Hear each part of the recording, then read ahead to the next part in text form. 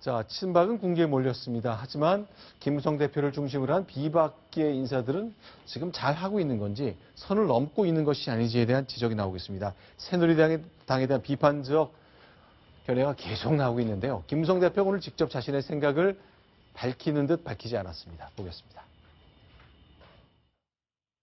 어제 수찬 대표가 이번 노출 부분에 대해서 정치 공작이다 이런 얘기들을 좀 하고 있는데요. 저는 아는 바가 없습니다. 비박계를 겨냥한 얘기라는 그런 해석이 있는데 저는 거기에 대해서 아는 바가 없습니다. 정진석 이제 원내대표께서 뭐 따로 진상조사라든가 징계라든가 전혀 없다라고 말했는데 이게 말하지 않겠습니다. 이번 전당대회 때 좀 어떻게 좀 역할을 하실 거다 이렇게 좀 그런 거 없나요? 전당대회 때 뭐 좀 아직 시간 많이 남았죠. 네, 이제 굉장히 대표 시절에 자주 봤던 기자들 오랜만에 만났으니까 반가운 표정, 얼굴이 밝습니다만 차선학 차장, 저 얘기 친박이 굉장히 궁지에 몰린 거 맞잖아요. 김무성 대표의 지금 생각, 마음가짐은 어떨 거라고 보십니까? 일단 본인은 네. 그 총선 패배 책임을 사퇴를 했고, 물론 계속해서 책임론에서 자유로울 수는 없습니다만, 지금 오히려 친박계가 윤상현, 그 다음에 또 최경환 의원의 녹취록이 공개가 되면서 굉장히 궁지에 몰렸지 않습니까? 여기에서 오히려 친박계, 커봐라, 내가 잘못이 아니야, 한 게 아니라, 친박이 잘못해서 선거를 진 것이다. 이렇게 또 몰아갈 경우에는, 김무성 대표 당신 뭐 잘한 거 있습니까? 라고 해서 오히려 역풍을 받을 수 있으니까 본인이 좀 뒤로 빠져서 다른 비박계 전당대회에 출마하는 후보들이 친박계를 공격을 하고 자기는 그 뒤에서 지금 이 상황을 뭐 즐기겠다는 건 아니지만 그 뒤에서 좀 지켜보겠다는 그런 입장, 한 발 물러나는 입장을 지금 보여주고 있습니다. 그런데 이제 지난 공천 때를 가면 친박이 모든 욕을 다 먹었습니다. 이한구 공천관리위원장이 그 중심에 섰긴 했습니다만 김무성 대표 잘한 거 없다 이런 말은 끊이지 않잖아요. 이렇게 무성이 나르샤 저 영상도 공개되고 있지 않습니까? 네. 저 결국 옥새 들고 날르면서 결국은 뭐 이한구 주연의 뭐 다른 사람의 친박의 조연이었을 수 있지 모르지만 어쨌든 최종 결정권자는 김무성 대표였기 때문에 책임론에서 절대 자유로울 수가 없는 거죠. 뭐 50보 100보, 네. 6대4, 7대3 누구의 잘못의 비중이 더 큰가를 떠나서 네. 책임이 분명히 있는 것이죠. 그래서 김무성 대표의 여당 내에서의 지지율도 굉장히 많이 빠지고 있는 상태였는데 최근에 일어난 이 사단이 다시 한번 불거지면서 김무성 대표는 거기에서는 조금 더 이제 한 걸음 물러나서 좀 자유롭게 되는 그런 측면은 좀 이제 분명히 있습니다. 근데 지난주에요.